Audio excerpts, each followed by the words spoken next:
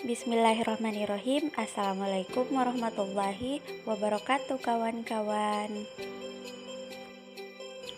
Pada kesempatan kali ini kita akan sama-sama belajar tentang struktur dan fungsi sistem peredaran darah pada manusia, yaitu jantung dan pembuluh darah.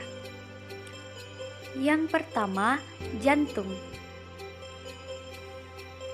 Darah dapat mengalir ke seluruh tubuh karena di dalam tubuh kita terdapat organ yang berperan sebagai pemompa darah, yaitu jantung. Jantung terdiri atas 4 ruangan, yaitu serambi atau atrium kiri dan serambi atau atrium kanan, serta bilik atau ventrikel kiri dan bilik atau ventrikel kanan. Serambi jantung terletak pada bagian atas, sedangkan untuk bilik jantung terletak di sebelah bawah.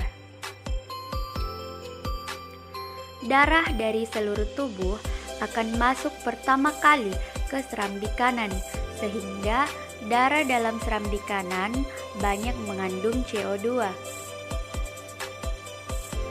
Dari serambi kanan, darah akan melewati katup tricuspidalis menuju bilik kanan. Katup ini berfungsi agar darah tidak dapat kembali ke serambi kanan. Darah yang ada dalam bilik kanan dipompa oleh bilik kanan melewati arteri pulmonalis menuju paru-paru agar CO2 dalam darah terlepas dan terjadi pengikatan oksigen. Darah dari paru-paru mengalir melalui vena pulmonalis menuju serambi kiri, sehingga darah dalam serambi kiri banyak mengandung oksigen. Darah dari serambi kiri turun melalui katup bicuspidalis menuju bilik kiri.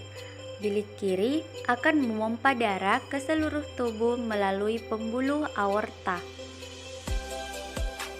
Dinding bilik kiri lebih tebal dibandingkan bagian jantung yang lain. Selanjutnya, pembuluh darah. Pembuluh darah dapat kita bedakan menjadi 3, yaitu pembuluh nadi atau arteri, pembuluh balik atau vena, dan pembuluh kapiler. Arteri adalah pembuluh darah yang mengalirkan darah keluar jantung, sedangkan vena mengalirkan darah masuk ke dalam jantung. Arteri berisi darah yang mengandung oksigen, kecuali pembuluh arteri pulmonalis. Vena berisi darah yang banyak mengandung karbon dioksida, kecuali vena pulmonalis.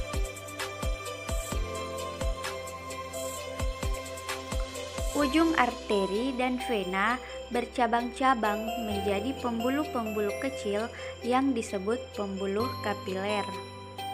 Nah, pada pembuluh kapiler ini terjadi pertukaran gas oksigen dan karbon dioksida antara darah dengan jaringan tubuh. Selanjutnya, perbedaan pembuluh arteri dan pembuluh vena.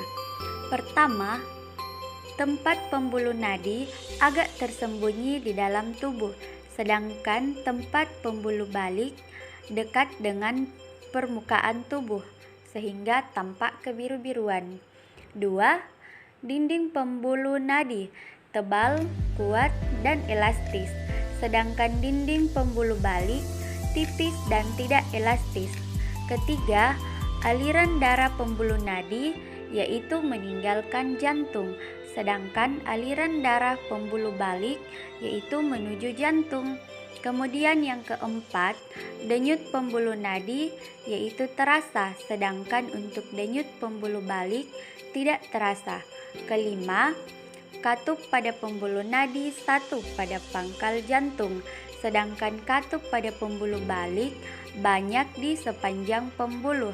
Yang keenam, darah yang keluar pada pembuluh nadi yaitu darahnya memancar, sedangkan darah yang keluar pada pembuluh balik darahnya tidak memancar. Selanjutnya, peredaran darah pada manusia. Peredaran darah manusia termasuk peredaran darah tertutup karena darah ini selalu beredar di dalam pembuluh darah. Setiap beredar, darah melewati jantung 2 kali sehingga disebut peredaran darah ganda. Pada peredaran darah ganda dikenal peredaran darah kecil dan peredaran darah besar. Peredaran darah kecil merupakan peredaran darah yang dimulai dari jantung, yaitu bilik kanan, menuju ke paru-paru, kemudian kembali lagi ke jantung, yaitu pada serambi kiri. Peredaran darah besar adalah peredaran darah dari jantung, yaitu pada bilik kiri, ke seluruh tubuh, kemudian kembali ke jantung lagi, yaitu pada serambi kanan. Selanjutnya, frekuensi denyut jantung. Jadi, frekuensi denyut jantung pada manusia dapat dipengaruhi oleh beberapa faktor. Yang pertama, kegiatan atau aktivitas tubuh. Orang yang melakukan aktivitas memerlukan lebih banyak sumber energi berupa glukosa dan oksigen dibandingkan dengan orang yang tidak melakukan aktivitas seperti hanya duduk santai. Kemudian, untuk memenuhi kebutuhan sumber energi dan oksigen tersebut, jantung harus memompa darah lebih cepat. Yang kedua, jenis kelamin. Pada umumnya, perempuan memiliki frekuensi denyut jantung yang lebih tinggi daripada laki-laki.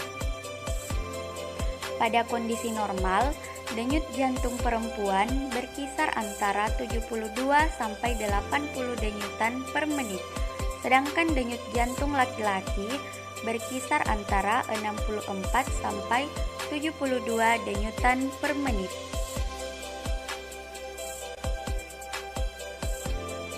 Kemudian yang ketiga, suhu tubuh. Semakin tinggi suhu tubuh, maka semakin cepat frekuensi denyut jantung.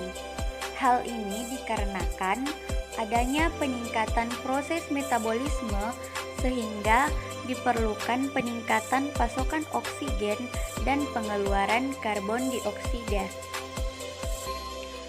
Kemudian umur. Pada janin, denyut jantung dapat mencapai 140 sampai 160 denyutan per menit. Semakin bertambah umur seseorang, maka semakin rendah frekuensi denyut jantungnya. Hal ini berhubungan erat dengan makin berkurangnya proporsi kebutuhan energi. Kemudian komposisi ion. Berdenyutnya jantung secara normal tergantung pada keseimbangan komposisi ion di dalam darah. Ketidakseimbangan ion dapat menyebabkan bahaya bagi jantung. Terima kasih telah menyaksikan video ini dan semoga bermanfaat untuk kita semua. Saya Siti Zahra, pamit undur diri. Wassalamualaikum warahmatullahi wabarakatuh.